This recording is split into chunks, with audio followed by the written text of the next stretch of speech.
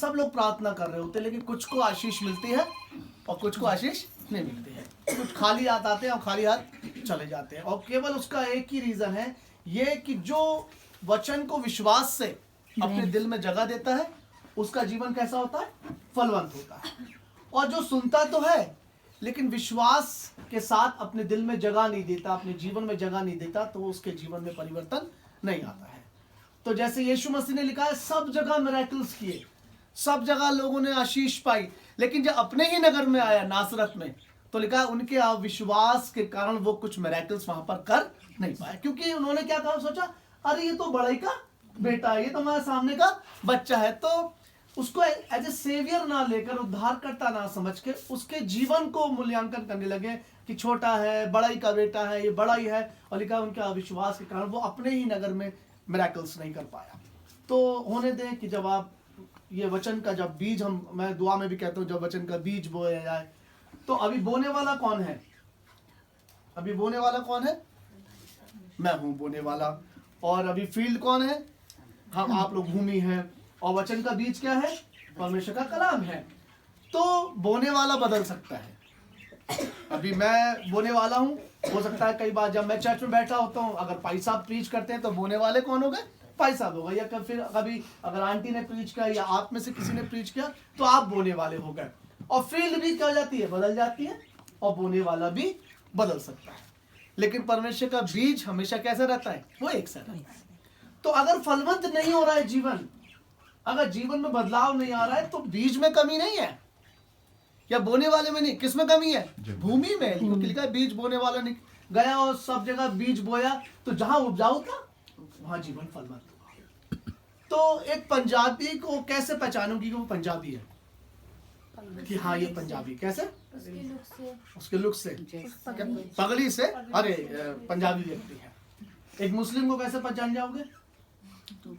उसकी टोपी से, दाढ़ी से, अरे मुस्लिम है, अलग से पता लग जाता है ना। हिंदू को भी हम पहचान जाते हैं। क्रिश्चियन को कैसे पहचानेंगे? कैसे पहचानेंगे? एक मसीह व्यक्ति को कैसे पहचान जाएंगे कि अलग से, हाँ भाई ये मसीह है? कैसे पहचानेंगे? उसके आत्मिक जीवन से। आत्मिक जीवन से। तो बड़े देर में इसका जवाब, तो बड़ी देर में आया। देखो मुस्लिम में एकदम कैप से, दाढ़ी से, पंजाबी का एकदम सरदार है, पगड़ी भाई, हिंदू को भी एकदम पहचान जाएंगे। लेकिन जब मसीह जीवन की बात है तो बड़ा मुश्किल, बतानी मुश्किल हो रहा है कि कैसे उसको हम पहचान पाएंगे। तो मसीह जीवन को कैसे पहचान पाएंगे? उसके फलों से, उसके व्यवहार से, उसके बोलने के तरीके से, कि ये क्या है, एक मसीह, एक क्रिश्चियन, एक यीशु मसीह को मानने वाला व्यक्ति है। और लिखा है, बच्चे ने पढ़ा कि भोर को, यानी कि सुबह, यीशु मसीह सड़क के किनारे जा रहा था और फिर उसने देखा एक पेड़ लगा है और यीशु मसीह को क्या लगी? भूख लगी। और उसने एक अंजीर का पेड़ देखा और उसने देखा बड़े हरे हरे पत्ते हैं। एक जगह लिखा है हरा पेड़ देखकर, दूसरी जगह लिखा है हरा पेड़ देखकर पास गया कि मैं अपनी क्या करूंगा? भूख को मिटाऊंगा। लेकिन लिखा है पत्तों को छोड़ कुछ भी नहीं पाया, ओनली लीव्स, ग्रीनरी, लेकिन और जो फल होने चाहिए थे वो उसमें नहीं थे। एक पेड़ जब माली लगाता है तो उसे वो खाद लगाता है, पानी लगाता है, उसका ध्यान रखता है, इस उम्मीद से कि एक दिन उसमें क्या आएंगे? फल आएंगे और हम इसको फल को खाने पाएंगे। तो बाइबल में लिखा है, अगर आप पढ़ेंगे यूहन्ना रचित सुसमाचार का 15 अध्याय, तो वहां लिखा है मेरे पिता की महिमा इस बात से होती है कि तुम फल लाओ और बहुत सा फल लाओ। अभी हम लोगों ने गीत गाया, बहुत खुशी की, बड़े आशीष की बात है। कई बार हम गिटार बजा के करते हैं, कीबोर्ड बजाते हैं, ड्रम बजाते हैं, हाथ उठा के हम वर्शिप करते हैं और बड़ा अच्छा लगता है हम गीत को। लेकिन परमेश्वर का वचन क्या कह रहा है? मेरे पिता की महिमा इस बात से होती है कि तुम क्या लाओ? फल लाओ। अगर मैं गीत गा रहा हूँ, वचन को पढ़ के हाथ उठाकर मैं गीत गा रहा हूँ और साथ ही साथ मेरे जीवन में फल भी है, तो मेरे पिता की क्या है? महिमा हो रही है। लेकिन अगर फल नहीं है और मैं गीत गा रहा हूं और बहुत झूम के गा रहा हूं, गिटार बजा के गा रहा हूं, लेकिन अगर मेरे जीवन में, मसीह जीवन में फल एक भी नहीं है, तो मेरे पिता की महिमा नहीं होती है। वो कह रहा है मेरे पिता की महिमा इस बात से होती है कि तुम फल लाओ, तब ही तुम मेरे चेले ठहरोगे। अगर फल नहीं है तो इसका मतलब हम उसके चेले बन नहीं सकते। अगर हम फल नहीं है तो हम मसीह हो नहीं सकते हैं, क्योंकि एक पेड़ की पहचान किससे होती है? फल से होती है। एक पेड़ की पहचान फल से होती है, ठीक उसी प्रकार से एक मसीह जीवन की पहचान इससे नहीं कि मैं कैसे कपड़े पहनता हूँ। एक मसीह जीवन की पहचान ये नहीं कि कितना अच्छा मैं गिटार बजा लेता हूँ, या कितना अच्छा मैं प्रचार कर लेता हूँ, या मैं टाइटल लगा लूँ कि मैं पास्टर हूँ या बिशप हूँ या कन्वेंशन प्रीचर हूँ, या बाइबल मुझे बड़ी अच्छी मैं बड़ा अच्छा ज्ञाता हूँ। लेकिन लिखा है मसीह जीवन की पहचान केवल इस बात से है कि तुम क्या लाओ, फल लाओ, तभी तुम मेरे चेले ठहरो। तो पहली चीज मेरे जीवन में क्या होना चाहिए, फल होना चाहिए।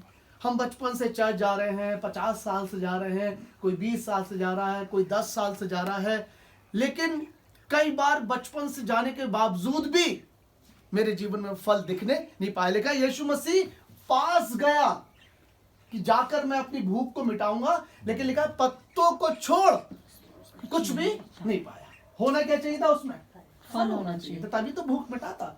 और फिग ट्री के बारे में बताना चाहता हूं, अंजीर के पेड़ में क्या होता है, 3 साल में फल आ जाता है। और एक और खास बात, अगर अमरूद का पेड़ लगाओगे तो पहले क्या निकलेगा, पहले फूल आएगा, फिर पत्ते आएंगे, उसके बाद क्या आएगा, फल आएगा।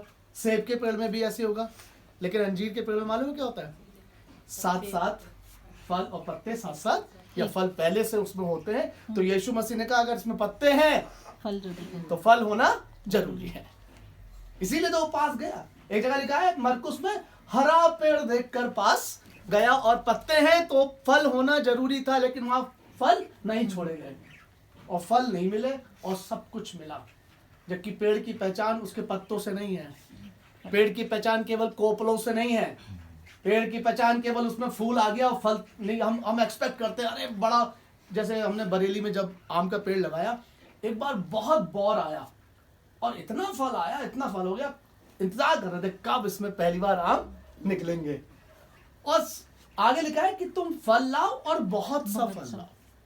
तो नेक्स्ट ईयर हम एक्सपेक्ट कर रहे थे कि इस बार ज्यादा फल आएगा, लेकिन मालूम उल्टा हो गया, पहले साल में बहुत आ गया, दूसरे साल में आधे भी नहीं रहे।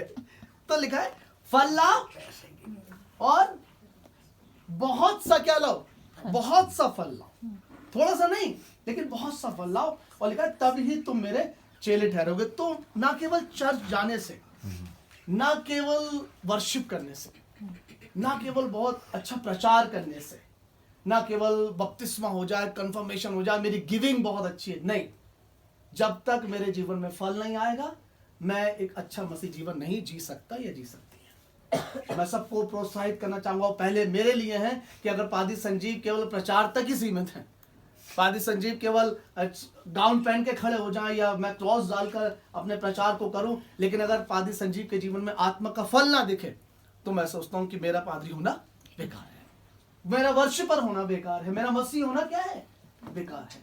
तो हमारे जीवन में सबसे पहले फल आना चाहिए और बहुत सा फल आना चाहिए, तभी हम उसके चेले ठहरेंगे। तो 3 साल में क्या आता है, अंजीर के पेड़ में फल आएगा, 3 साल में फल आ जाना चाहिए। और हम लोग कब से जा रहे हैं चर्च, बचपन से। तो मैं सोचता हूँ कि 3 नहीं, चलो 10 लगा लो, 10 नहीं तो 15 साल तो लगा ही लो, चलो मैं 20 कह लेता हूँ। 20 साल में तो कम से कम हमारे जीवन में क्या आना चाहिए, मसीहत का चिन्ह दिखना चाहिए था। लेकिन हम 20 साल से जाने के बाद भी वो फल, जो आत्मा का फल मेरे जीवन में होना चाहिए था, वो नहीं दिखा। तो पहली चीज अगर आप बाइबल में देखेंगे तो लिखा है कि एक बार एक व्यक्ति ने दाख की बारी थी, उसमें अंजीर का पेड़ लगा था। तो वो मालिक आया, उसने कहा ये इसमें फल क्यों नहीं आया अभी तक, 3 साल हो गए, तो इसको काट डाल यहाँ से, ताकि जगह को भी घेरे ना रहे। बोले जगह को भी घेर के रखा है, खुद भी इसमें फल नहीं आ रहे और दूसरों की ग्रोथ भी रोक रखी है, तो लिखा है इसको काट डाल। तो उसने कहा कि प्रभु स्वामी एक मुझे मौका और दीजिए, मैं इसकी ध्यान रखूंगा, इसमें खाद लगाऊंगा, इसमें पानी, अगर उसके बाद भी ना आए तो आप इसको काट डालो। तो प्रभु हमें मौका देता है, एक मौका फिर दूसरा मौका, लेकिन एक समय आता है जब हमें आखिरी मौका मिलता है, और उसमें भी अगर हम ना बदले, उसमें भी अगर जीवन में बदलाव नहीं आया, आत्मिक बदलाव नहीं आया, तो फिर हमारा अंत क्या है, काटा जाना है। वो कहता है यदि तुम मुझ में बने रहो, मेरा वचन तुम में बना रहे, तो जो चाहो मांगो वो तुम्हारे लिए हो जाएगा। जो लगाए मुझसे अलग होकर तुम कुछ कर नहीं सकते हो। तो लिखा इसको काट डाल। उसने 1 साल मांगा कि एक और दया, एक और मुझे मौका दीजिए, जैसे ये जो अंजीर का पेड़ का है, इसको ये इजराइलियों के लिए दर्शाया था, क्योंकि परमेश्वर ने सब कुछ किया उनके लिए, और जब उम्मीद की कि इसमें मुझे फल मिलेंगे, तो लिखा है फल की जगह ऊंट कटारे ही पाए गए, बुरे जीवन ही पाए गए।